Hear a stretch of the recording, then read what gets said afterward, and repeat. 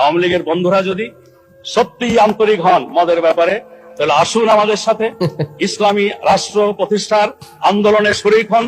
ইসলামী সমাজ ব্যবস্থা, ইসলামী বিচার ব্যবস্থা, শরিয়া আইন কায়েমের আন্দোলনে শরীক হন। তাহলে এই কথা বলবেন, না হলে এই কথা দয়া করে বলবেন না। মানে স্পিকার, আমি এই ব্যাপারে স্পষ্ট বলতে চাই, মদ আল্লাহ তাআলা হারাম করেছে, নিঃসন্দেহে এটা কিয়ামত পর্যন্ত হারাম থাকবে। সারা দুনিয়ার সকল মানুষও যদি জায়েজ বলে, হালাল বলে, তবুও এটা হারাম থাকবে, কোনো সুযোগ নেই।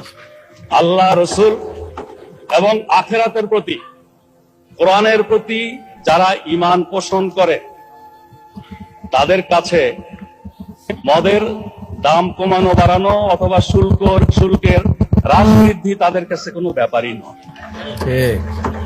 মাগনাও যদি দেওয়া হয়, মদের ফ্যাক্টরির মধ্যে যদি বদ্ধ দরজা জানলার মধ্যে তাদের রাখা হয়, তবুও তারা আল্লাহর ভয়ে মদ স্পর্শ করবেন না। ঠিক। মানে স্পিকার, সবাই সমর্থন করেছে তার বক্তব্য। আমি তাদের উদ্দেশ্যে বলতে চাই, তারা যদি সত্যি এটা নিয়ে রাজনীতি না করতে চান, আন্তরিকভাবে মদ বন্ধ হোক এটা চান, তাহলে মদ বন্ধ তো ইসলামী অনুশাসন পুরোপুরি চালু ছাড়া হতে পারে না। ইসলামী রাষ্ট্র ব্যবস্থা, সমাজ ব্যবস্থা, শিক্ষা ব্যবস্থা চালু হওয়া ছাড়া হতে পারে না। অথচ ওনারা তো ইসলামী অনুশাসন কায়েমের আন্দোলনকে বলেন মৌলবাদ, বলেন সাম্প্রদায়িকতা, বলেন ধর্মান্ধতা। ঠিক। যতদিন তারা ইসলামী রাষ্ট্র ব্যবস্থা, সমাজ ব্যবস্থার আন্দোলনকে মৌলবাদ, সাম্প্রদায়িকতা, ধর্মান্ধতা বলা বন্ধ না করছেন, ততদিন মদের ব্যাপারে তাদের কোনো প্রশ্ন তোলার অধিকার নাই। স্পিকার, আমি স্পষ্ট বলতে চাই, দেখা গেছে মদ শুধু ইসলামী নিষিদ্ধ নয়, সকল ধর্মের দৃষ্টিতেই এটা একটা ক্ষতিকর জিনিস। ধর্মকর্ম যারা মানে না, তাদের দৃষ্টিতে এটা ক্ষতিকর জিনিস। কিন্তু শুধু আইন করে এটা বন্ধ করা সম্ভব নয়। 1920 সনে আমেরিকা কংগ্রেসের সিদ্ধান্তের ভিত্তিতে এবং সংখ্যাগরিষ্ঠ জনগণের ঐক্যমতের ভিত্তিতে মদ নিষিদ্ধ করেছিল। মদ থেকে তাদের জাতিকে দূরে রাখার জন্য কোটি কোটি পৃষ্ঠা বুকলেট, লিফলেট, হ্যান্ডবিল প্রচার করেছিল।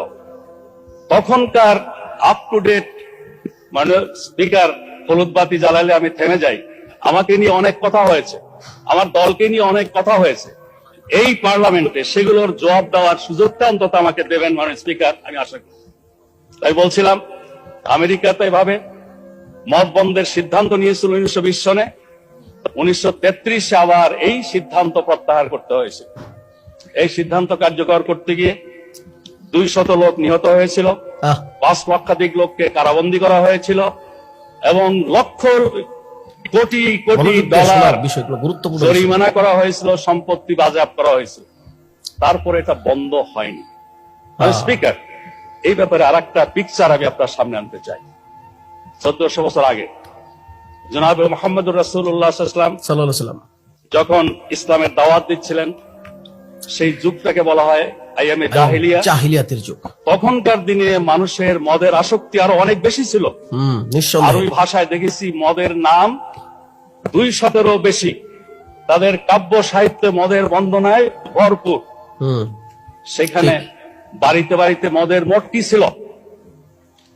আমেরিকার মতো এরকম প্রচার মিডিয়া ছিল না মোটিভেশনের জন্য, কিন্তু ইমানি শক্তি, আল্লাহ, রসুল, আখিরাতের প্রতি বিশ্বাস এমন একটা শক্তি, এই শক্তির বলে সেদিন পর্যায়ক্রমে মানুষকে তৈরি করে নিয়ে যে মদ নিষিদ্ধ করা হয়েছিল। আজকেও মুসলিম বিশ্বের সংখ্যাগরিষ্ঠ মানুষ আইনের কারণে নয়, আল্লাহর ভয়ে মদ থেকে দূরে থাকে। ঠিক। ঘটনাটি একটু আপনাকে বলি।